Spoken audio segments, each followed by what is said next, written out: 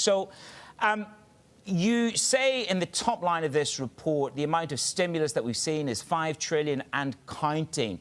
Can I ask you, Vice Chairman, are we underestimating the amount of additional stimulus that you want to see to put a floor under the global economy? Good morning.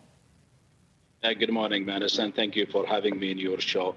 I think it's clearly the issues that the global economy is facing is beyond just stimulus packages. And this is why in the B20, we are uniquely positioned to come up with clearly actionable recommendations to the G20 to really jumpstart the global economy. And this is why we, as you have clearly highlighted, we looked at a very clear 6 fundamental actionable recommendations with a clear objectives. It's not really complicated.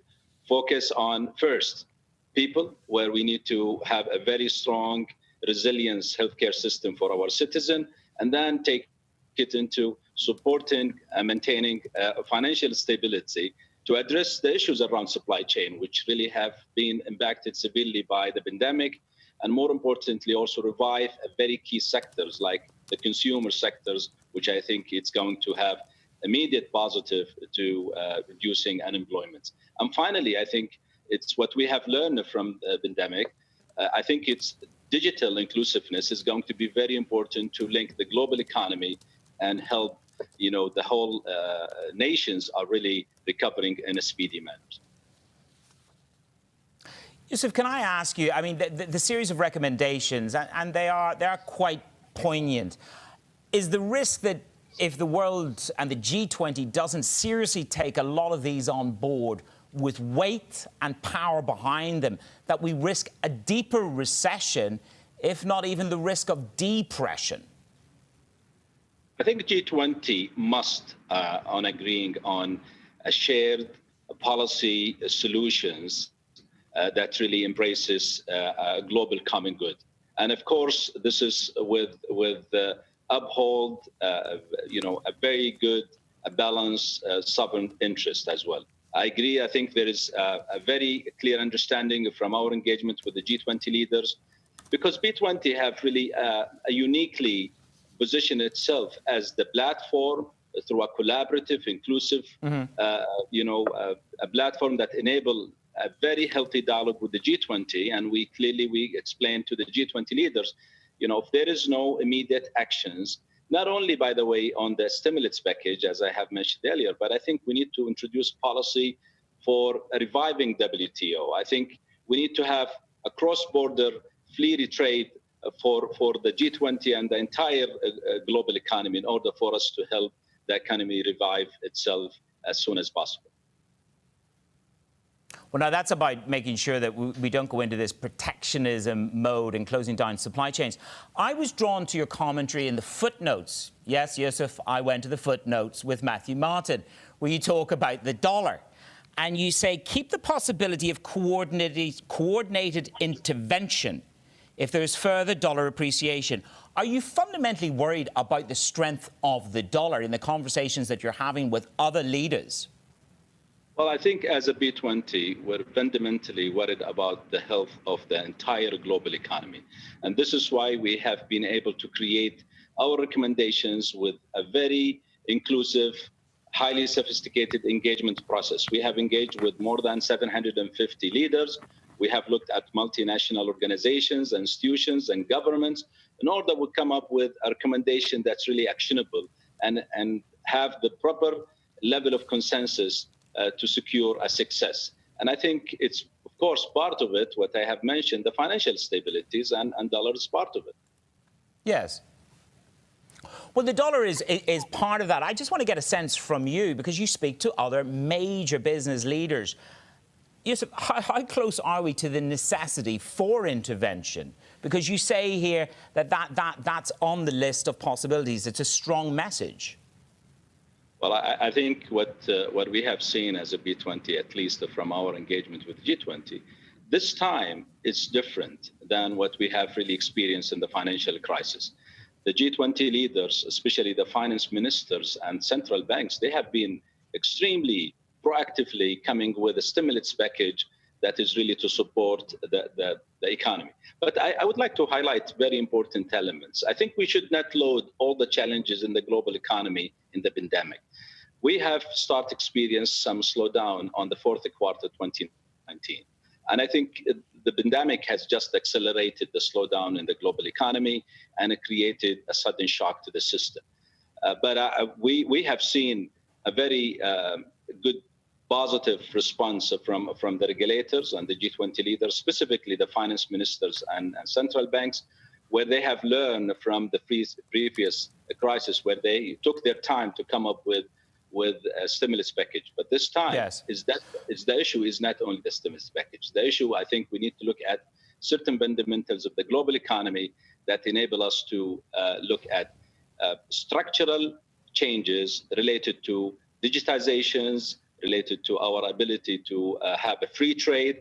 And more importantly, also, we should not lose sight from a very key principles, sustainability, and also people developments and human capital developments. I think it's very important that we don't lose sight of them, because normally through crisis, people forget about those long-term issues, and including, of course, integrity and compliance, which is very important for our B20. We have really dedicated a special task force to address compliance and integrity. Yousef, can I ask you to put on your other hat for a moment? I mean, those are the global issues, but you are running probably one of the most preeminent touch pieces of the global economy in Sabic. You talk about that slowdown began before COVID. So give the world a sense of what kind of recovery you are seeing in terms of demand and the shape of recovery that's coming across your desk. I mean, let me just start with the positive remarks. I mean, people are really talking about second or probably a third wave of coronavirus. I think what we have seen, all governments have been able to lock down their system, not in order for them to see how this is going to really unfold, but also to build the capacity to deal with this current crisis. I think that the entire world recognizes that they cannot lock down the economy. They need to go back into normality, and they have to build the resilience in their system and citizens to deal with such a pandemic.